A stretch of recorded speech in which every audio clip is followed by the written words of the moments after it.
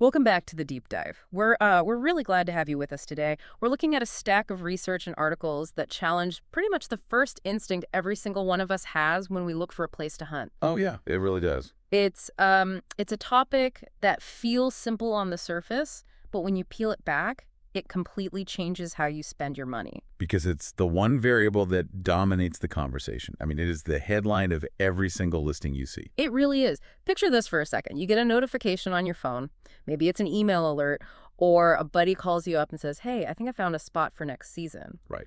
What is the absolute first question that comes out of your mouth before you ask about the price, before you ask about the cabin? What do you ask? How many acres is it? Every single time. How many acres? It's the filter we set on the search bar, and honestly, it feels like the most logical shortcut to determining value. Because we have this default setting in our brains. Exactly. The setting that says the math is simple. More dirt equals more deer. More acres equals more distance from the neighbors. Bigger is automatically better. That is the assumption.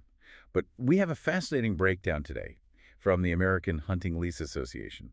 Specifically, an analysis by Laura Herboldheimer that basically says, stop. Just stop. Yeah, that assumption is flawed, and it's probably costing you a lot of money and a lot of wasted weekends. I think flawed is putting it politely, based on what I read in the source material. It suggests that prioritizing acreage above everything else is actually a trap. It is a trap. And the central thesis we're exploring today isn't that size is entirely irrelevant.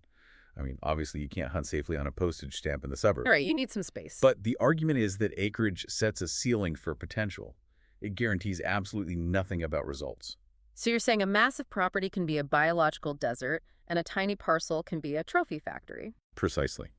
And if you are paying for the massive property thinking you bought an entire ecosystem, you might just be renting an extremely expensive hiking trail. Man, that is a scary thought for anyone writing a lease check right now. It should be. So our mission today is to move beyond the raw number. We're going to break down the reasons why acreage isn't the kingmaker we think it is, and answer the question that actually matters, which is, how does the land hunt? Which is a much harder question to answer, but it's the right one. Let's start with the psychology, though. Why are we so obsessed with that high acreage number? Is it just ego? Like, do we just want to say we lease 1,000 acres to our buddies? A little bit of ego, sure.